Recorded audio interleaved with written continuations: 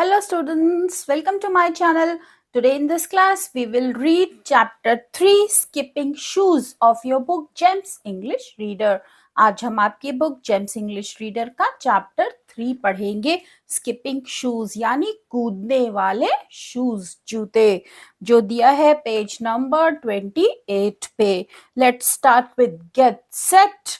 Kitty's magical shoes teach her to be obedient to her elders.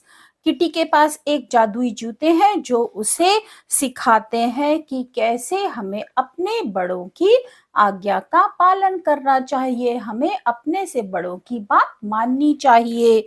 Make a list of rules you follow at home. अब आपको उन नियमों की एक list बनानी है जो आप घर पर फॉलो करते हैं. Look at the picture and paste bits of paper to complete the roof of this house. आपको एक पिक्चर दिख रही है और उस पिक्चर में एक घर बना है. उस घर की छत को आपको कागज के छोटे छोटे टुकड़े चिपकाकर पूरी करनी है, जैसे कि एक सैंपल घर दिया हुआ है. तो स्टूडेंट्स, और नीचे आपको लिखना है कि आप घर में कौन से रूल फॉलो करते हैं, किस बात पर मम्मी आपको डांटती है और मम्मा क्या कहती है कि आपको क्या करना चाहिए.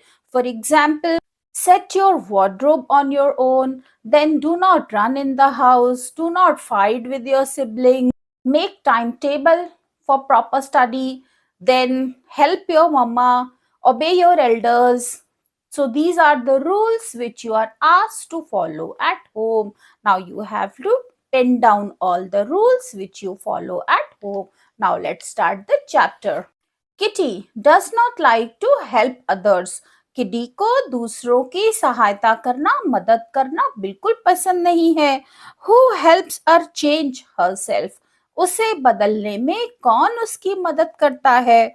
Read this interesting fairy tale by Louisa May Alcott to find out what happens when Kitty finds herself in a pair of magical shoes. आइए पढ़ते हैं.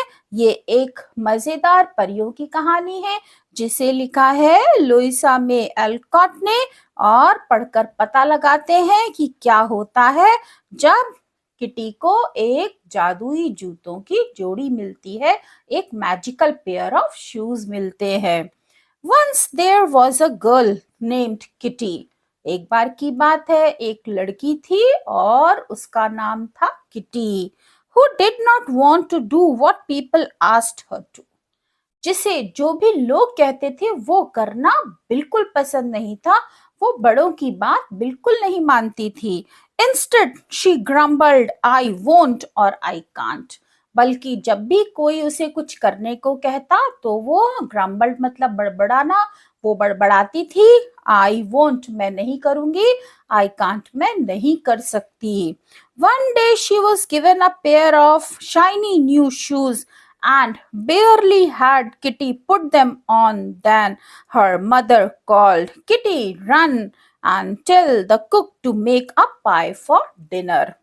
एक दिन किटी को एक जोड़ी नए जूते दिए गए एंड उसने मुश्किल से वो जूते पहने ही थे कि तभी उसकी माँ ने आवाज लगाई और माँ ने क्या ऑर्डर दिया. माँ ने कहा कि जाओ जाकर कुक को बोलो कि डिनर में पाए बना ले. I don't want to. Find Kitty as usual. मैं नहीं करना चाहती, हर बार की तरह किटी चिल्लाई. But the shoes gave one jump. लेकिन तभी उसके जूतों ने एक छलांग लगाई और swept her downstairs into the kitchen और उसे झट से रसोई में ले गए. Breathless, she gave the message and stared at the shoes. और वो इतनी तेजी से गई कि उसे ऐसे लगा कि वो ब्रीथलेस हो गई है, उसको सांस नहीं आ रहा है, क्योंकि बहुत जल्दी में वो शूज उसे किचन तक ले गए थे और वहां जाकर उसने कुक को वो ऑर्डर किया जो माँ ने कहा था और फिर वो अपने जूतों को घूरने लगी.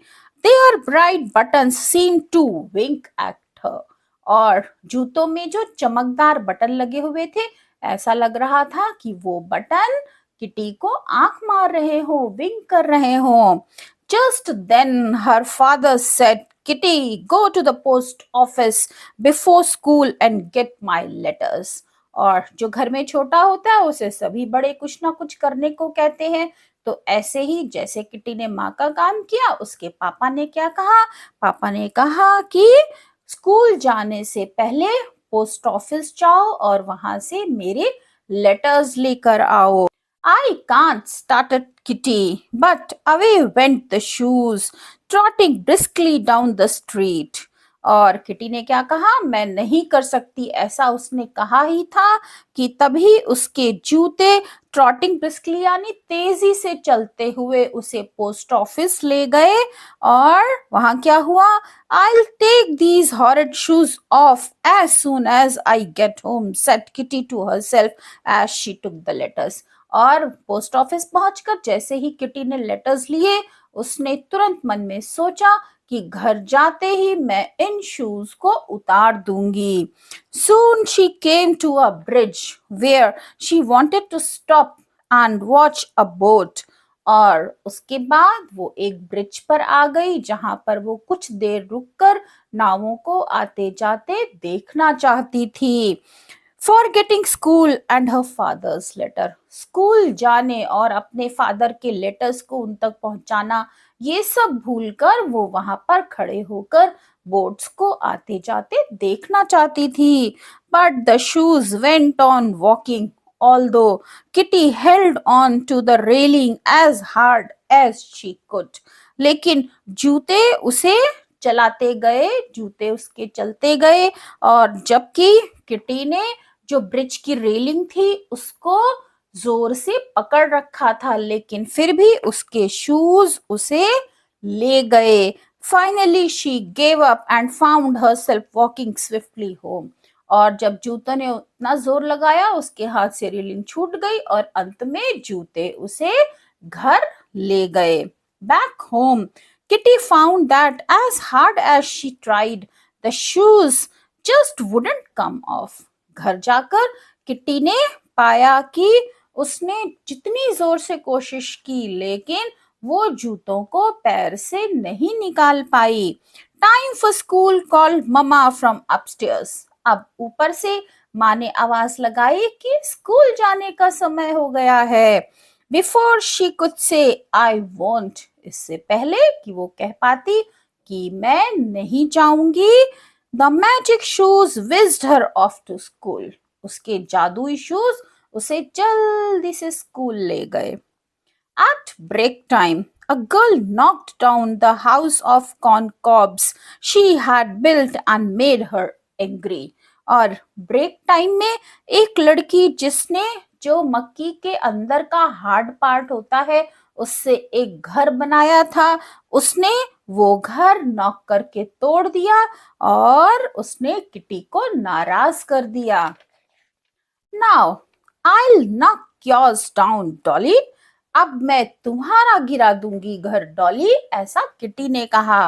Up went her foot, और जैसे उसने अपने पैर को ऊपर उठाया डॉली के घर को ठोकर मारने के लिए, but it didn't come down, उसके पैर नीचे नहीं आए, ऊपर हवा में ही रह गए। It stayed in the air as if she were going to dance, और वो हवा में इस तरह से अटके रह गए जैसे कि वो डांस करने जा रही हो। The children laughed and finally she said to Dolly, never mind, I will forgive you. और बच्चे हंसने लगे। अंत में डॉली को उसने क्या कहा?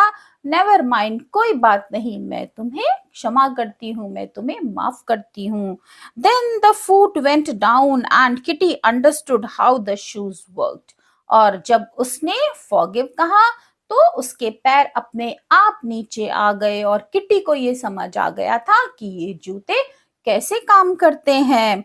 They were cooperative when she was kind and good, but stubborn when she wanted to be naughty.